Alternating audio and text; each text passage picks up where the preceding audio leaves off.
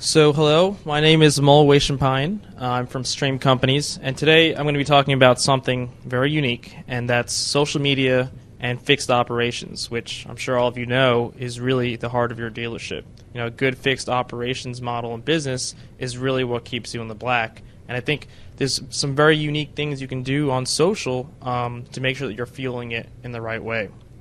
So if you guys you're on the Twitters and everything else, you can actually tweet at either me, AMOLBIGW, or Stream Companies, and I'm happy to continue the conversation online later on once I'm done with sessions, if you don't get to answer all the questions here today.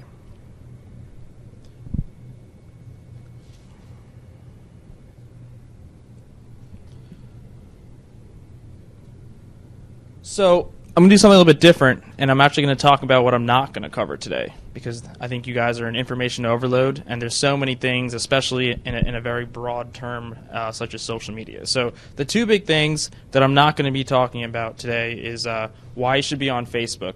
I think you guys are advanced. I'm not going to give you that pitch again. Facebook X amount of users and TV X amount of users and all that stuff. You guys know that you need to be active on it. I think what we're doing here is something advanced, and how to do something differently, and how to do something that's actually productive, and not just you being active for the purpose of being active. The other thing I'm not going to do is throw a bunch of statistics at you. There's a friend of mine always says that 75.5% of all facts are made up, and I think that's kind of funny and true. You don't really remember any of those facts. They might back up a point that you're making in the moment, but really I don't think anyone really retains them. I do have one slide at the end if anyone wants numbers to back things up, but I don't want to spend today really going through that. I want to go through specific steps that you guys can start taking tomorrow to really make a big difference. So here's what you will learn today, okay? One is understanding how to fuel fixed operations via social media. Number two is inviting your current customer base into your online community. I think that's a really important point. Many people have a huge customer base, and your digital community isn't reflecting that today, so I'm going to talk about a little bit how to do that. The third one is, extending a new car customers into lifetime service customers. What's that life cycle like, and how does it match up to something like social? You're also going to learn how to build a relevant online community of customers, who buy repeatedly. So we're going to find a way to create a nurturing content program that's meant to eventually get people to keep buying from you, whether it's their next car, their son's car, or it's just service specials and service milestones, along their car ownership journey. And lastly, I think what really wraps this up is I think the fact that we're here today, the fact that we're in this thought leadership camp of how to do things differently. I think there's a huge revolution of what we're doing on social. I think the social revolution came and passed. Everyone knows it's important, but I think it's a big revolution in how we can do something different for automotive, because I don't think anyone really is doing it well today. And I think it's a huge opportunity for us to really unite and do something different to really change the game for automotive social. So, one thing I want to talk about is I think I still see a lot of this everywhere, and part of it is because people are just learning how to be on social today. But I've actually seen this image on multiple pages with different rooftops, different groups, have nothing to do with each other. But in the post defense, and I didn't include the client name or anything, but in the post defense, it is a very interesting cat. And the fact that it says "Woo, what a week!" I'm glad it's TGIF. I think we can all relate to that. Everyone loves that it's Friday. And at the time I took this, maybe there weren't as many likes. Generally, this kind of post does get a lot of likes, but it has nothing really to do with who we are, what we're doing with automotive, even. And then if you talk about specific dealership level, really has nothing to do with it. So I don't want to go too much on it, but I just think some of these are pretty funny. Some of these again are pulled from automotive pages I was surfing, and even for Easter, there's something that said "I hate everything." Again, very adorable little puppy kitten thing that's going on there, and it does get a lot of likes. And so does the other cat stuff about what society thinks I do, what my person thinks I do. This stuff is funny, but again, it has nothing to do with what we're doing. So I keep wondering, why are we doing it? And the reason is because it's kind of like cheap laughs, it's the same thing. It's cheap likes. People do like it because they're really cute cats. So you can say, oh, I got a bunch of likes this week. My post got a bunch of likes this day. But at the end of the day, you're not doing anything that you can go, to your GM, or you can go as a group or as a team and say, hey, our social presence and our social program, it's actually doing something for us. It's actually building leads. It's actually driving top line revenue to us. Here's something else I think I see a lot, and it happens again. It's because people are just active. Again, I removed the brand name here, but it's a little bit better because at least this is something specific to us. It's very specific to us. But when you think about it, it's kind of like the way it's positioned. And again, I'm sure you guys probably have seen this in many places. It's kind of like you're yelling at your audience and you're saying 2013 holiday blowout event. Extra exclamation marks, and you have this great sales incentive poster in there, which is fine, but it's not really meant in a social way. So I think when you're on social, what you want to do, you want to be a little bit more authentic about who you are, and not so much preachy, which I think a lot of our traditional marketing ends up being a little bit.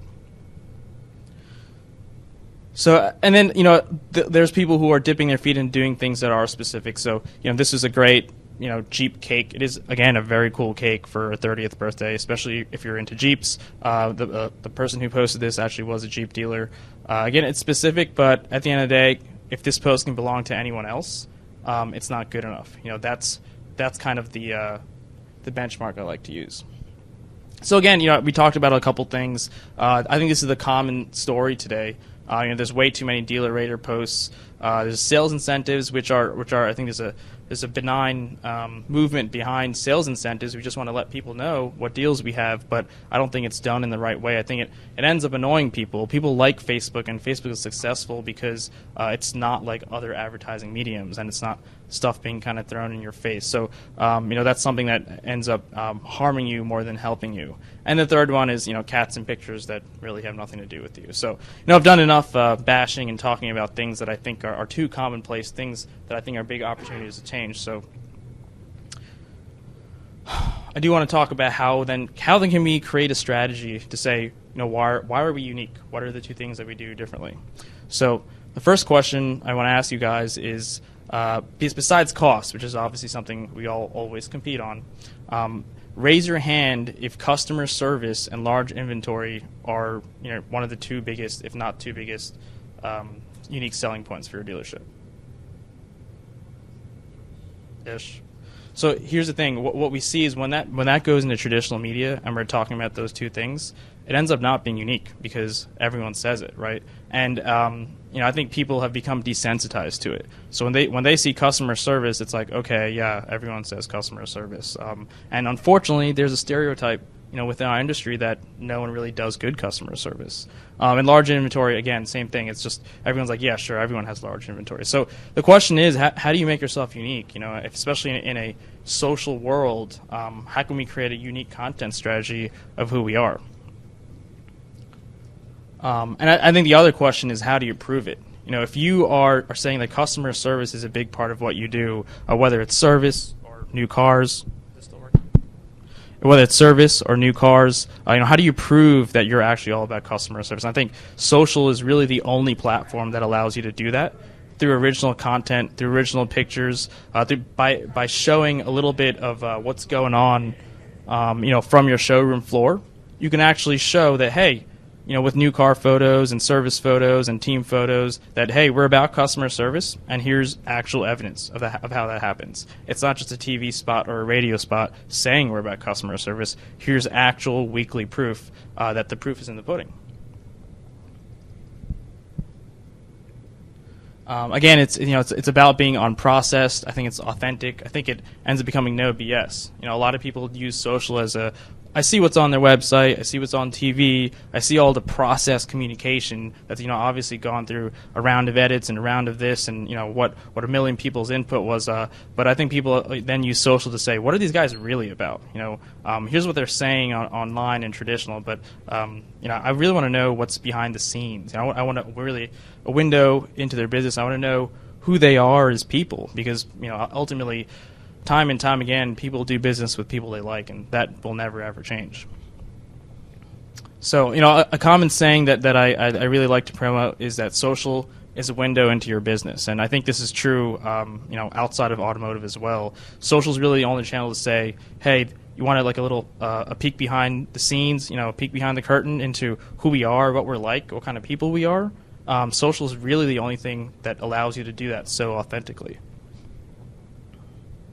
So I'm going to tell you now a couple different ways of how you can get that done, and what different strategies you can use to really create unique content for your dealership. And then I'm also going to tell you that, how do I go do it tomorrow? How do I identify what steps I need to take? Because one thing I can appreciate from these conferences is you get all this information overload, and then you go home, and then next week on Monday you're like, all this stuff is great, but how do I do it? What's step one? What do I do there? So I'll make sure that I touch on those things so you guys leave with a big takeaway of, hey, this is how I can change the game, and hey, this is how I can start doing it on Monday. So this is a little bit of a complicated chart, relatively, but I think it's really important, and it really captures, what should I put out there? And what I've tried to do here is illustrate how this life cycle might work. So here, you have new customers start here. When you have new car customers, you can do customer delivery photos. That's how they get, invited to the party, inducted into the community. That's how they end up liking you on Facebook and following your social community. That's really where the journey starts for most people.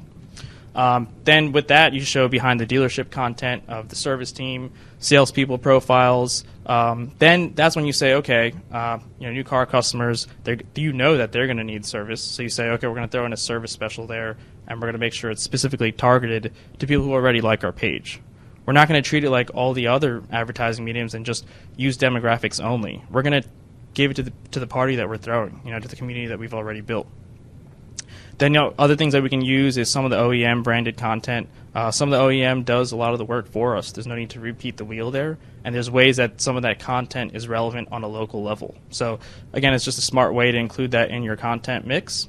And then events and charity. I know so many dealerships and rooftops and groups that are so active in events and charity and baseball games and sponsoring the local teams and local kids teams, but no one's really doing that much promotion of it on social. And again, that's such a huge way to say, hey, we're part of this community. Buy your product, your car, your truck from someone who you trust, from someone who's part of the community. It really goes a long way. And the other thing is you do sales and service team pictures. And then again, you could do fun, engaging content, and you do new sales incentives. But what's important here is that I've listed 6 or 7 things here, and out of those 7 things, only 2 of them are new sales incentives and service specials. And that's because it's all about I like to call it a focused soft sell. So everything is soft selling, which I know is a little bit different for automotive space, and it's something we're not used to on a weekly or daily basis. But I like to think of it as very focused, and it's really the only way you're going to get any kind of success on social. The other thing that I'm going to quickly focus on is social advertising. I think social advertising is huge. It really allows you to target demographics very precisely and invite people to your party, to your community. You have a great page going on with some amazing content, and people like that stuff. They like seeing stories. I think storytelling is the original form of advertising. It always will be. So advertising really allows you to target those people who are already interested. They've already mentioned something about it, and you just want to show them who you're all about. So tactic number 1, and I'm sure many of you guys have either dipped your toes in this or started doing this, is take pictures of all your new and used car sales customers with their vehicles. So four big things that you have to do with this is you got to get a release form signed. You want to make sure they're comfortable with it. You get your agency to watermark it. I think that's really huge too. Make sure you put your logo on it, because that picture is going to get shared by the people who it's about. And if your logo isn't on there, you're losing a huge brand impression. So very important to do that. You want to get the names and the make and model. All that stuff is important. They're details of the story, and people like stories where they feel they can really relate to what's happening. And lastly, when you put it up there, you want to tell them to check it out and share it, because they're going to like it. Then their friends are going to like it because they know each other, and that's a great way to induct relevant people into our community. Another challenge that I know a lot of people have with doing things like this is, are they comfortable? Will people be comfortable doing these things? Do they want their pictures on Facebook and privacy and all that stuff, which I think is really important. But I think the overwhelming majority of people love it. They love it. Everyone wants to be a celebrity. Everyone wants to feel special a little bit. And this is one way that they do feel special, especially when they're making a purchase of thousands of dollars. It's a small thing, but it really goes a long way. And just showing more examples here. You can do pictures with families if it's a family car. You can do pictures of couples. Pictures of married couples. Sometimes people get cars. It's their third or fourth car, and they're an elderly couple, and that's part of the story. And that story again is people like appreciating that. People like empathizing with things like that. The other thing is, tactically, what happens is, let's say you sell 63 cars. It's a great month. You sell 63 cars that month. One thing that we found was a successful way to keep us accountable was in our monthly meetings with the clients. We would say, okay, we sold 63 cars. Do we have 63 pictures? So that helps say that, okay, 63 pictures. We know exactly how much went on. The other challenging part with that is, can you put 63 pictures on your Facebook page in a month? You can't, right? And you don't want to make anyone then feel unspecial. But there's smart ways to do that. There's ways you can do collages and put pictures together. It's really important to just get that momentum started. But the adaptation of how to put the content out there, that's always something you can figure out down the road with your internal team, with your agency, with your vendor, whoever it may be. And you'll see that people love it. I mean, if you take a picture of someone, often they'll comment on it, and that's an amazing, very genuine review in terms of reputation management. That's huge for us. Reputation management, especially in our industry, is one of the biggest things, one of the biggest drivers of decision making, whether people are not going to buy from us. So even here, Kathy Lawrence said, "We're extremely overjoyed with our new Fiat. Come see Angela. She is the best." Clearly you can see Kathy was very excited. She mentioned who she did business with, and this is a great story. If I'm going to buy a car and I'm near Fiat of Manhattan, and that's one of the dealerships I would consider, this goes a huge way with giving me a sense of comfortability and legitimacy with who they are. So tactic number 2, I think this is really interesting and really makes a big difference as well. One, you want to use pictures to tell your story, who you are and who is your team, what's their background, what's their faces like. Use pictures. You want to celebrate experience. This person's been with us for 20 years. That's a very valuable thing. 20 years of experience, who they are, when they started, some interesting fact about them. Again, people love this stuff. They think it's really interesting. And again, an important fact there is get your agency to watermark it, because again, everything we want it branded. If that stuff gets shared or if it ends up in the news feed, the news feed is obviously very important, whether you're on your phone or iPad or computer. That's a huge place to get our logo. So if we're doing all this and our logo isn't on a majority of the pictures or in the picture some way, we're losing out big. I don't know if we would even be worth doing any of this, if we don't have our logo on it.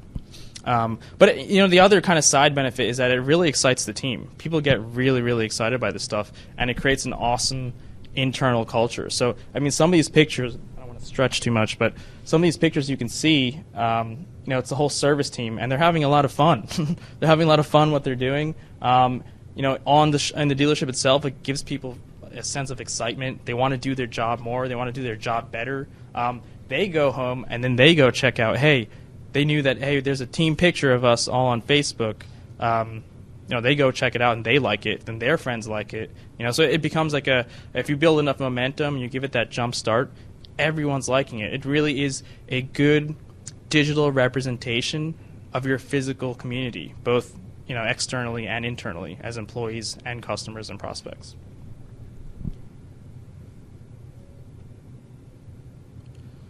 So tactic number 3, and one I think has recently become controversial, is Facebook ads. Facebook ads, I think, are really, really important. Social advertising is important because Facebook is now a public company. And today I'm mostly focusing on Facebook because I think it's really the most mature platform. But Facebook is also a public company, which means they have a stock price. And they had their IPO, which means that, unfortunately, they need to keep making money. That being said, they are a huge platform, and there's a great way to get our story out there. So what happens is that when you're doing things on Facebook, if you're not putting some kind of dollars behind it, and I'm talking about like $20, not like thousands of dollars, behind certain posts, you're not going to get a lot of organic reach. You're not going to be able to reach the right people. So I think you can still stretch a dollar a huge, long way, especially on a platform that's as sophisticated and mature as Facebook.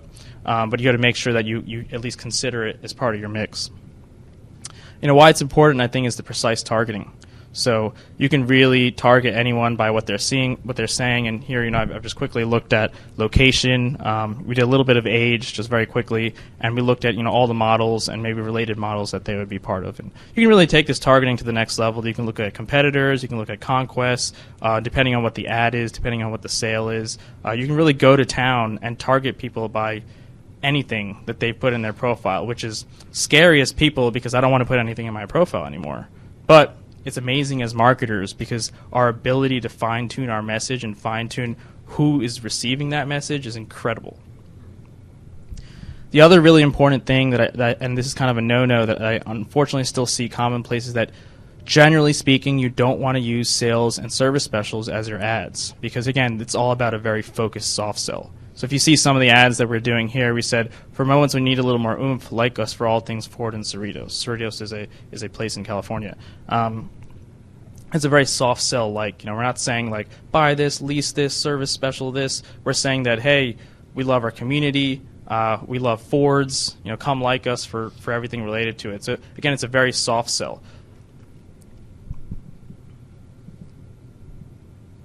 So again, I just want to cover, do ads work? And yes, they do. I think there was I don't know if you guys have seen it, but there was a viral video that's been floating around about the Facebook ad fraud. And, some guy did this video where, he targeted some ads in third world countries, developing countries, and there's all these weird, shady people liking it. And it is really weird. And I've even tested out some of that stuff in third world countries. But I don't think that video was being completely fair. I think there's some really shady stuff that goes on overseas and in different countries. And if you are creating a campaign for your local Atlantic City dealer, as an example, and you put in another country as a target, then I think that's more on you than anyone else. I think the advertising works. The people who are going to like your ad based on the demographics that you put on there, they're going to be in your target region. And if that's not true, then Facebook actually is a big fraud, and they would probably get sued by the government and all this stuff. But that's not true. That's just simply not true. The people that you target are the people that it ultimately reaches.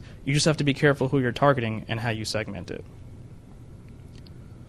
So again, this is just a little sample that we did, but you can really go to town on this advertising. They have a lot of poke data into it now, auto intenders, people who have shown interest in purchasing cars, purchasing different types of models, or are part of a family. Again, depending on how much you spend, depending on how much time you want to spend on segmenting the campaigns, you can really have very varied messages going to varied groups.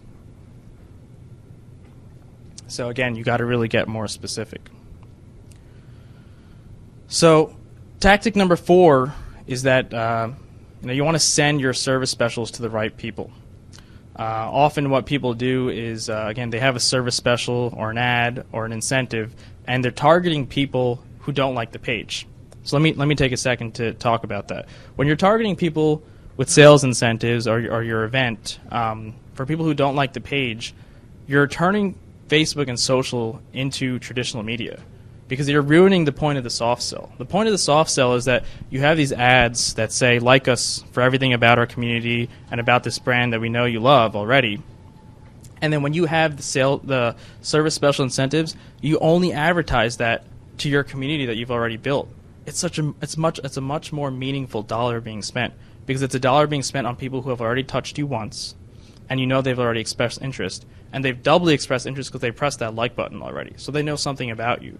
So doing that versus targeting people who know nothing about you is, it doesn't make sense when you think about it like that. So I think this is something that is really huge and that no one is doing today. And again, because people focus on that total likes number, so even if they're doing a service special, well, will it get us more likes? That's not what you care about. That ad is about the service special, targeted to people who have already liked you, only. And some just guiding principles there is, one thing we do is, you can build your social community very quickly to about 2,000 or 3,000 people in a couple months with the right amount of dollars, with the right amount of content, and the right targeting. And once you've done that, then you start looking at service specials and you say, how can I spend that dollar to promote to my community only?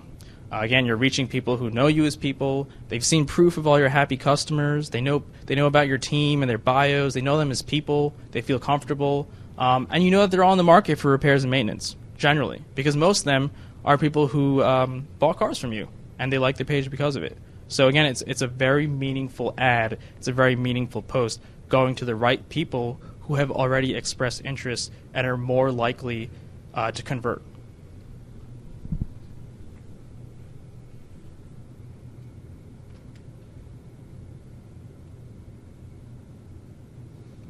So tactic number 5, and this one I think I would recommend getting tactics 1 through 4 really down, for a couple months and feel very comfortable.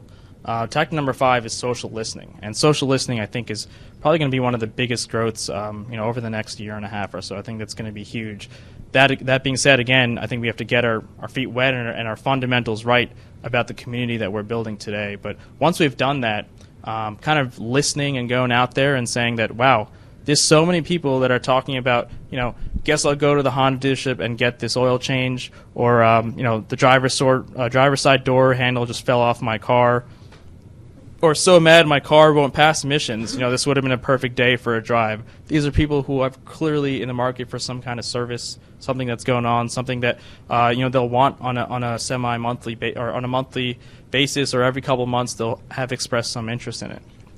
Even my car is so cute, it reminds me when I need to get service. Again, there's a way to listen to these people and say, hey, these people are active. Let's make sure they're, it's kind of like the social CRM, I like to think of it. They clearly have expressed interest. These are the people that we can reach out to on Twitter and say, hey, email us. We can take care of you tomorrow, or whatever level of customer service that we want to provide. And again, we keep talking about demonstrating and proving ourselves. This is where we do it. This is where people say, hey, they always talk about customer service. They're proving it. They do it all the time. They do it online. They do it on Facebook. They do it on Twitter. It's a great way to do it. So again, the big caveat there is only do it if you're ready for it. Don't invite people to this community if you don't have all the other fundamentals we talked about, because then again, you're wasting your dollars. You're kind of just renting that impression, and you're not able to keep it because you don't have a really good content mix. So tactics 1 through 4, the fundamentals of what content makes sense, that's probably going to be what really makes you successful in the long run. So I said there was going to be no statistics, but I did have one slide on statistics. And the important part here is that we look at website visits and Google Analytics as a part of our social. And again, when we're talking about service specials or new car specials or lease incentives or bonus cash or whatever it might be, we're looking at Google Analytics and we're saying, how did what we're doing on social affect our website traffic? Because often that is the second step that people will take from our social presences to actually convert, whether it's a contact form or picking up the phone or finding more about a special car that's on sale or a special service that's available.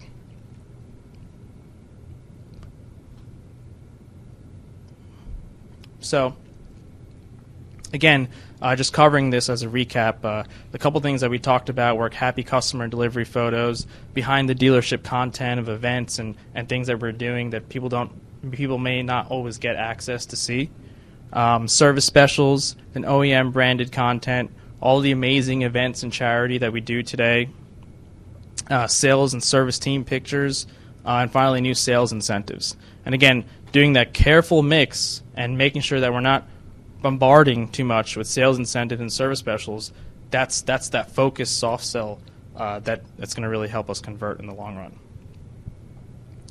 So business results, what will this do for me? Why do I care? Why is this specific to fixed ops? I think that's an important part. Beyond all the things that we talked about, it being a service community, people being more into a community for something that they may need on a couple times a year basis versus buying a car, which is once every couple of years.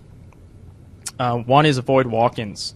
I mean, For fixed ops, it's really big. We want to avoid walk-ins. We want to get more appointments, which is done through social because people know more about it. They're not thinking last minute about it. They're thinking, oh, yeah, I need to do that, or oh, I want to do that, and they schedule an appointment. And so if you have 60% of your service is walk-ins, that really throws off all your planning. It can be really tough. So if you're able to bring that 60% walk-ins down to 20 or 30% walk-ins, that's really going to be huge and affect a lot of other things that you do. One, it's going to help you manage parts and staff level more appropriately, a little bit, versus all the walk-ins. If you're going from 60 to 20%, you're going to roughly know who you need when for what kind of job. You're going to know when to order the parts, and you're going to have more scheduled appointments. Another one is you're going to be able to increase your review scores and ratings. Again, that's especially huge for service. It's really going to be a big deal, especially on Facebook and Twitter. When people see it's not an official review platform, it's not like a Yelp or a Dealer Rater, but it's just genuine. People are so happy that they want to review and rate without being provoked. That's huge. That's as customers, we can relate to that and say, I have more trust in that than all the 5 out of 5 Dealer Raters that I see. I don't even know really where that's coming from. Efficient repair, and this might seem like a minor one, but with the clients that we've done it for, they've actually found this makes a big difference. Taking pictures and doing all these things, it forces things like your shop and service lane to be clean. It forces everything to be really tidy, and it forces things to be really efficient because you realize that everything you're doing is a little bit more under a microscope. But from a management perspective, it's great because it's going to keep your guys more on top of their feet. And here's the other really big one. It's going to increase your dollar per repair order. Why? Because people spend more when they're comfortable. I think a typical scenario is that when the sales engineer and the service specialist says, here's all the work that we recommend for you, most people are immediately like, okay, it's definitely like 3 times as much as it needs to be. How can I bring it down? And every single time you come to the table, it's always this battle of how can I bring down what this guy has proposed to me. When you think about it, why does it need to be that way? It doesn't really need to be that way. Beyond the actual ethical things of how can we do that better, people will be more comfortable spending more if they've already seen success. They know who you are. They've seen pictures of your sales team or your service team. It's going to really make a big difference when they say, okay, I kind of trust these guys. I may not know them that well, but I kind of feel like I know them well based on Facebook and social. I know a little bit who they are, so I'm not going to push back as much when I say I only want to spend half of what you propose to me. And the last one, which is really important, is they want to increase that fixed coverage. All these things above, that's what it's going to allow us to reach that magic 70% number. I think that's really huge. How can social community really help me increase my fixed coverage to 70%? That's what keeps you in the black. Again, I think a common misconception is everyone focuses on social for new car incentives, new car sales, which makes sense because a lot of money comes from that line of business. But really, if you have a solid social presence, it's going to, just like your dealership, it's going to fuel your solid fixed ops. So, how to get it done. One is, I think you have to challenge your agency and say, I don't want to just be on Twitter and be on Facebook and be on all these other 10 or 12 other things. The one thing I'll say is that, I think you need to choose your platforms wisely and choose where you're spending your time. So don't just be on Twitter. Don't just be on Pinterest and whatever else you want to be on. I think choose the platform carefully. We've had a lot of success with Facebook because Facebook is the most mature platform. You're able to target. So when you're saying how much time am I spending, how many dollars am I spending, it's very trackable. It's very specific. You know who it's going to. So from a marketer standpoint, that's where it makes sense to spend most of our time and efforts today, while being wary of how the rest of the platform is kind of changing. Number 2 is you want to challenge your agency to build a meaningful community. So with all the things that we talked about, it's a great question to ask your vendor agency or internal team or yourself and say, what are we doing on there? Are we creating community? Are we opening a window into our business? Do people get a sense of who we are and why we are and why we're doing what we're doing? If not, these are some of the things that will help you start down that path. And number 3 is, I think this is really, really huge for us.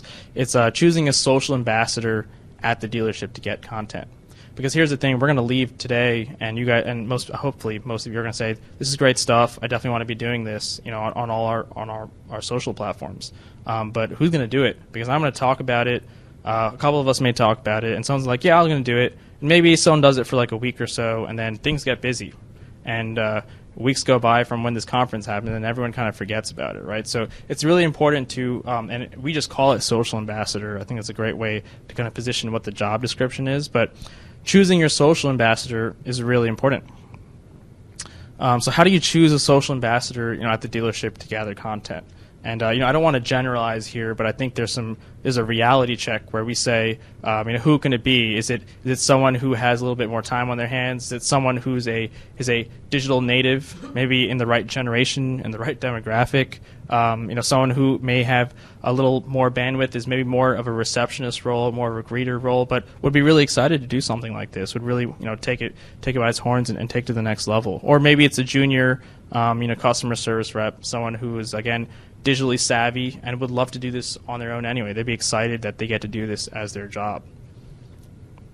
I think ultimately all that really matters is that you choose someone with energy.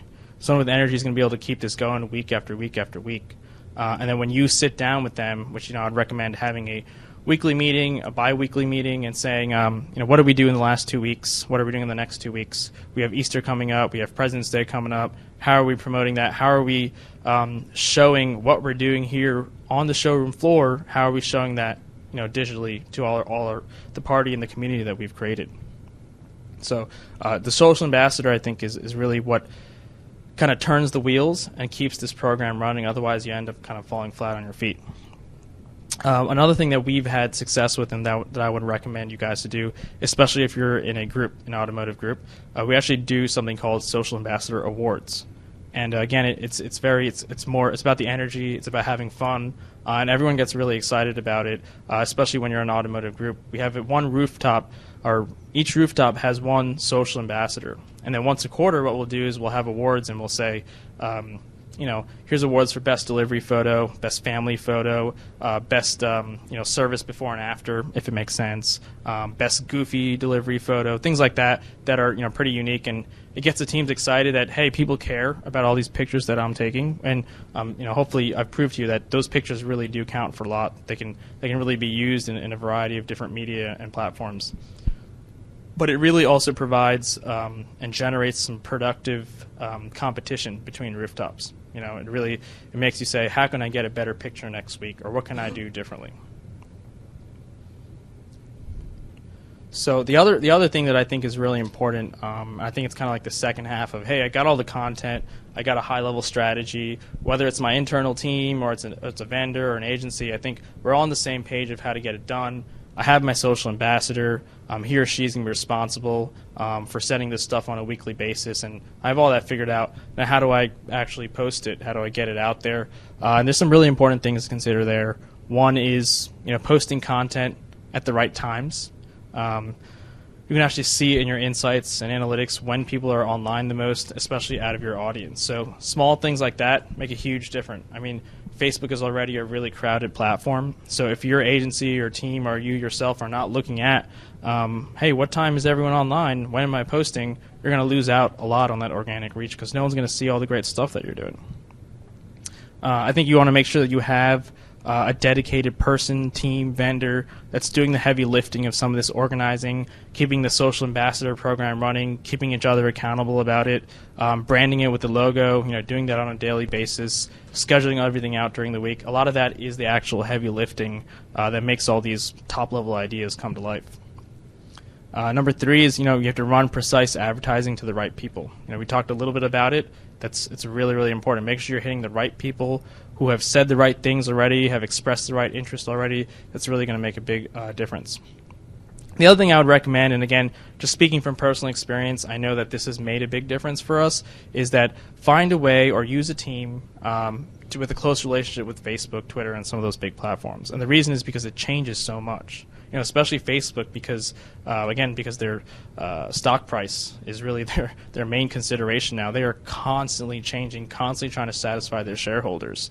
And so what that means is if your team doesn't have some way to get in touch with Facebook, which is possible because they want your money, so they want to build a relationship with you. You know, it's as easy as that. You just have to spend the time and effort, or choose the right people who have kind of gotten down that path or are willing to go down that path. You know, what things that have helped us is weekly calls with Facebook, and they tell us some things that are changing. You know, ways to optimize your campaign. They're actually very helpful once you kind of get your foot in the door and you really tell them about what you're trying to accomplish and what some of your long-term goals are. So again, everything is about that focused soft sell. It's really the overriding theme I want to really focus on. So, you know, I like to make this short and sweet. I want to cover 5 different tactics of how you can really, I think, change the game. Things I think that not enough people are doing today. Maybe things that, you know, you've gotten your feet wet and you've done a little bit of, but it's not maybe as focused as that life cycle that I showed. You know, that circle of, hey, here's all the great content. Here's how I'm doing great things, and finding ways to put service specials and new car specials and used car specials in that mix so that I'm actually generating leads. I'm getting some kind of return from that money that I'm spending on a monthly basis.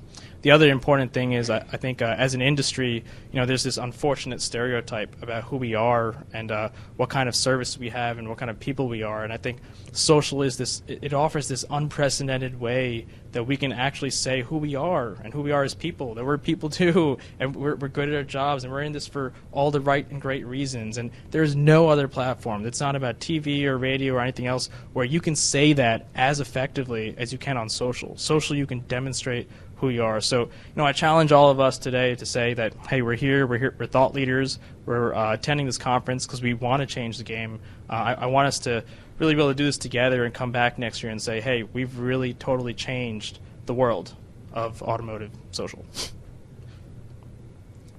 So that's all I have today. You know, if you have any questions, we can go through them now, or if you want to tweet at me later and tweet at Stream Companies, I'm happy to continue the conversation online.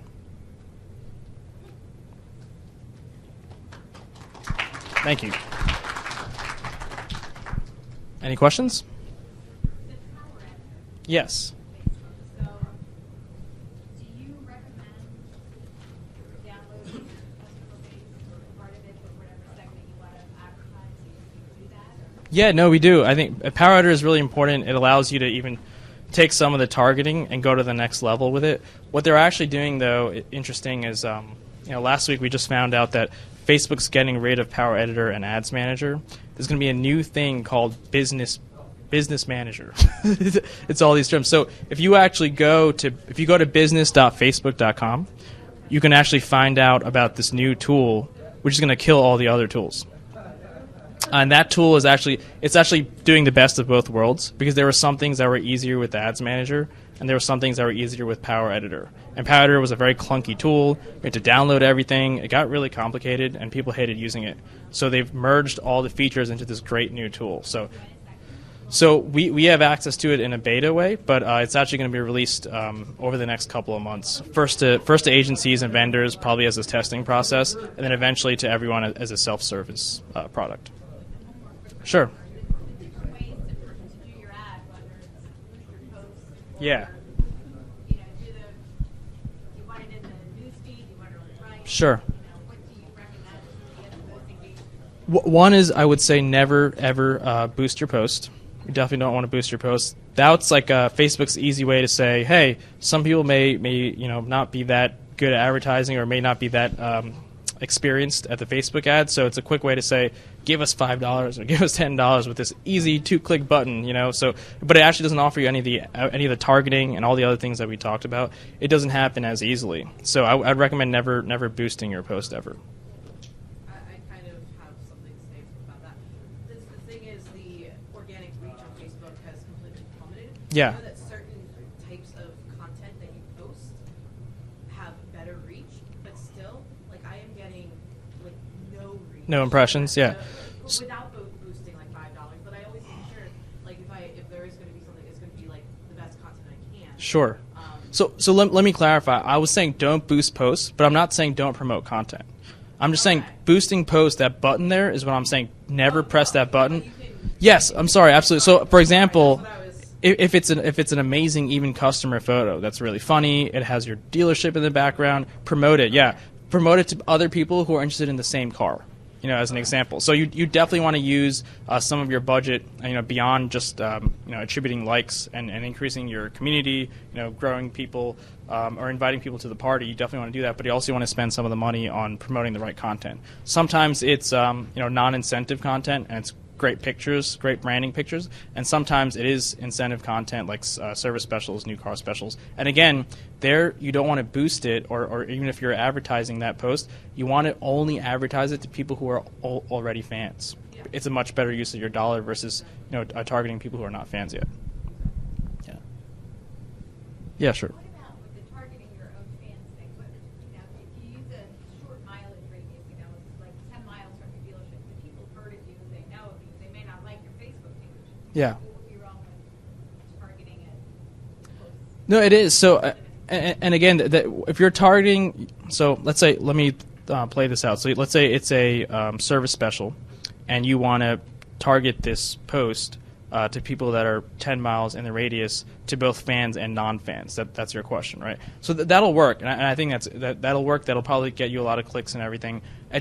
As a methodology, what I'm recommending is that you only target fans and you wait for that soft sell, right? So the whole point is that instead of bam, service special, you haven't chosen to like our page yet, but I'm still going to throw a service special in your face. Instead of doing that, I'm just recommending, because we found that it's more successful, to only target your fans. So those people in the 10-mile radius that aren't fans yet, they would be captured in the campaign that says, become our fan. And then after you say, yes, I'd like to become your fan, now take this. It's like email, right?